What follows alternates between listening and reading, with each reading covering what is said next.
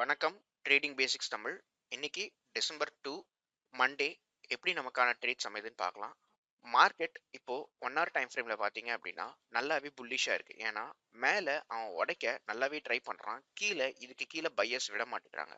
இப்போ ஒரு ரெசிஸ்டன்ஸ்னா எப்படின்னா ஒரு கதவை தட்டுற மாதிரி தொடர்ந்து திரும்ப திரும்ப தட்டிக்கிட்டே இருந்தா அந்த கதவு திறந்துரும். ஸோ இப்போ அப்படி இந்த ஹைட்டை பிரேக் பண்ணானா நல்ல வால்யூமோட மேலே போவான். இது டிசம்பர் ஃபர்ஸ்ட் வீக்லயும் நடக்கலாம். இல்ல டிசம்பர் மந்த்க்குள்ள நல்ல புல்லிஷா இருந்தா இந்த 1 மந்த்துக்குள்ள பிரேக் அவுட் ஆகி நல்ல வால்யூமோட போலாம். இது கால் சைடுக்கான வியூ.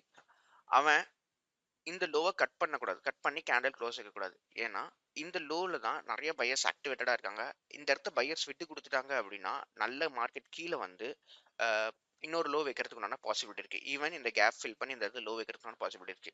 என்னோட view through experience and intuition என்னன்னு பார்த்துக்கிட்டிங்கன்னா ரொம்ப நாளா கீழே வந்திருக்கான். இதுக்கு மேலேயும் கீழே போயிட்டு லிக்விடிட்டி கலெக்ட் பண்ணிட்டு மேலே வருவானாங்கிறது கொஞ்சம் சந்தேகமாக தான் இருக்கு. பட் ஸ்டில் மார்க்கெட்டை பேஸ் பண்ணி தான் அதை டிசைட் பண்ணணும். பட் என்னோட வியூ என்னன்னா கொஞ்சம் கொஞ்சமா மார்க்கெட் மேலே போய் இந்த ரெசிஸ்டன்ஸை பிரேக் பண்ணி மேலே போகிறதுக்கான சான்சஸ் நிறையவே இருக்கு. ஸோ அதை பேஸ் பண்ணி இன்னைக்கு நம்மளோட ட்ரேட்ஸ் எடுக்க முடியுமாங்கிறத பார்க்கலாம் வாங்க. 5 மினிட்ஸ்ல என்னோட வியூ என்னன்னு பார்த்துக்கிட்டிங்கன்னா மார்க்கெட் இந்த ரேஞ்சுக்குள்ளே ஓப்பன் ஆனால் கீழே வந்து இந்த பை ஜோன் டேப் பண்ணி ரிவர்ஸ் ஆகி மேலே கால் சைட் போகிறதுக்கு ஒரு பாசிபிலிட்டி. இன்னொரு பாசிபிலிட்டி என்னன்னு பார்த்தீங்கன்னா கீழே வந்து இந்த லோவை கட் பண்ணக்கூடாது. ஓகேங்களா, இந்த லோக்கு வந்து டச் பண்ணிட்டு ரிவர்ஸ் ஆகிறதுக்கான ஒரு பாசிபிலிட்டி இருக்குது. இந்த லோவை கட் பண்ணி ஒரு வேளை போனால் கூட எக்ஸ்ட்ரீம் டு எக்ஸ்ட்ரீமாக நமக்கு இந்த பேரலல் லைன் இருக்குங்க. இதை கண்டிப்பாக கட் பண்ணக்கூடாது. இதை கட் பண்ணிட்டான்னா டெஃபினட்டாக கீழே தான் போவோம். நம்ம ட்ரேட் எடுக்கிறதுக்கு முன்னாடி 2 பிளானுமே வச்சுப்போம். கால் சைட் பிளானும் வச்சுப்போம், புட் சைட் பிளானும் வச்சுப்போம். அப்பதான் மார்க்கெட் நமக்கு எகெயின்ஸ்டா போனா நம்மளால புரிஞ்சுக்க முடியும். இப்போ நான் ஒரு ட்ரேட் எடுத்திருக்கேன். எதை பேஸ் பண்ணி அப்படின்னு பார்த்துக்கிட்டிங்க அப்படின்னா இதை ஒரு லோவாக பேஸ் பண்ணி இங்கே நான் ட்ரேட் எடுத்தாலும் நம்மளோட பேரலல் சேனல் பேட்டர்னை அவன் ரெஸ்பெக்ட் பண்ணி இந்த இடத்துல இருந்து ரிவர்ஸ் ஆயிருக்கான். ஸோ நம்ம நம்மளோட ரிஸ்க் கெப்பாசிட்டி மேனேஜ் பண்ணுற விதமாக என்ன பண்ணோம்னா ஃபர்ஸ்ட் ஒரு லாட் இங்கே ஆட் பண்ணிட்டு நம்மளோட இங்கேருந்து ரிவர்ஸ் ஆனால் இந்த ப்ராஃபிட் என்ஜாய் பண்ணிக்கலாம். இல்லை ஒரு வேளை இந்த இடத்துலேருந்து ரிவர்ஸ் ஆகணும் அப்படின்னா இங்கே ஒரு லாட் ஆட் பண்ணிக்கலாம்னு வெயிட் பண்ணோம். அதே மாதிரி மார்க்கெட் வந்தது. ஸோ நம்ம இப்போ ஒரு டீசெண்டான ப்ராஃபிட்டில் இருக்கோம். டார்கெட் என்ன அப்படின்னு பார்த்துக்கிட்டிங்க அப்படின்னா ஒன்றுமே இல்லை, இன்னைக்கு டே ஹை தான் டார்கெட்டு. பட் அவ்வளோ தூரம் போவானா தெரியல. மார்க்கெட் எவ்வளோ தூரம் போகிறாங்க அப்படிங்கிறத பார்த்துட்டு நம்ம ப்ராஃபிட்ஸை கேப்சர் பண்ணிக்கலாம். மார்க்கெட் இப்போ நம்ம இங்கே மார்க் பண்ணி வச்சிருக்க ஹையை பிரேக் பண்ண முடியாம கீழே வரான். ஒருவேளை இதை பிரேக் பண்ணனா நல்ல வால்யூமோட மேலே போகிறதுக்கு நல்ல சான்சஸ் இருக்கு. பார்க்கலாம் மார்க்கெட் எப்படி பிஹேவ் பண்றாங்கன்னு.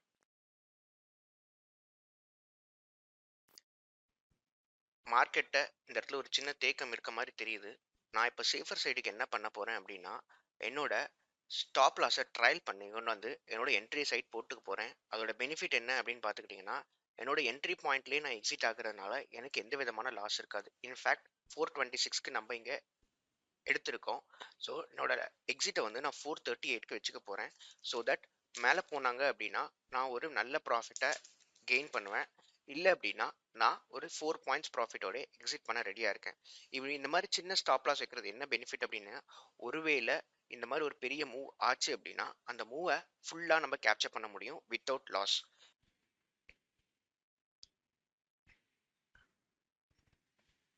மார்க்கெட் இப்போ நம்ம எக்ஸ்பெக்ட் பண்ண மாதிரி ஒரு டீசெண்டான ஒரு நல்ல மூவ் கொடுத்துட்டு இருக்காங்க. பார்ப்போம் இன்னைக்கு டே ஹை வரைக்கும் போகிறாங்களா இல்லை நம்ம இந்த வரைஞ்சி வச்சிருக்க ஜோன்லேருந்து ரிவர்ஸ் ஆகுறாங்களான்ட்டு. ஏன்னா இது ஒரு நல்ல சப்போர்ட் ஜோன். இப்போ பிரேக் ஆகி வந்தனால இது ஒரு ரெசிஸ்டன்ஸாக ஆக்ட் ஆகலாம். நான் உங்களுக்கு யாரை இப்படி போட்டு காட்டுறேன். நம்ம ரெசிஸ்டன்ஸ் ஜோனுக்கு போனமே ஒரு நல்ல சின்ன செல் ஆஃப் நடந்திருக்கு. இதை தாண்டி மார்க்கெட் நல்லா பிரேக் பண்ணாங்க அப்படின்னா டெஃபினட்டாக டே ஹைக்கு போகிறதுக்கான பாசிபிலிட்டிஸ் நிறைய இருக்குது. இப்போ நம்ம சேஃபர் சைடுக்கு என்ன பண்ணலாம் அப்படின்னு பார்த்தீங்கன்னா நம்மளோட 430ங்கிற ஸ்டாப் லாஸை நம்ம 440க்கு சேஞ்ச் பண்ணி வச்சுக்கலாம். ஏன்னா இவ்வளோ பெரிய ப்ராஃபிட்டை பார்த்துட்டு நம்ம ஒரு காஸ்ட்ல எக்ஸிட் பண்ணுறது சரியானதாக இருக்காது. அதனால நான் 430ங்கிற என்னோட ஸ்டாப் லாஸை 440க்கு சேஞ்ச் பண்ணிக்கிறேன். ஸோ இப்போ என்ன நடந்தாலும் நம்மளால லாஸ்ட்ல நம்ம இந்த ட்ரேட்ல இருந்து வெளில வர மாட்டோம். இன்கேஸ் மேலே போனாங்க அப்படின்னா ஒரு நல்ல ப்ராஃபிட்லேயே நம்ம இந்த ட்ரேட்ல இருந்து வெளியே வர முடியும். பார்க்கலாம் இந்த ட்ரேட் எப்படி போகுதுன்னு. இன்கேஸ் திரும்ப வந்து என்னோட ஸ்டாப் லாஸ் ஹிட் பண்ணாலும் எனக்கு கவலை இல்லை. ஏன்னா அப்பதான் நம்ம வந்து ஒரு பெரிய மூவை கேப்சர் பண்ண முடியும். நம்ம சின்ன சின்ன மூவ்ஸ்க்கு பயந்துட்டு நம்ம செல் ஆஃப் பண்ணோம் அப்படின்னா நம்மளால ஒரு பெரிய மூவை கேப்சர் பண்ண முடியாது. இப்போ நம்ம மார்க்கெட்ல கவனிக்க வேண்டியது இந்த இடத்த மார்க்கெட்டால தாண்ட முடியல அப்படிங்கிறது தான். சரி, இப்போ எதிர் இத தாண்டுறாங்களா? இல்ல கீழ வராங்களா? அப்படிங்கிறத பார்க்கலாம்.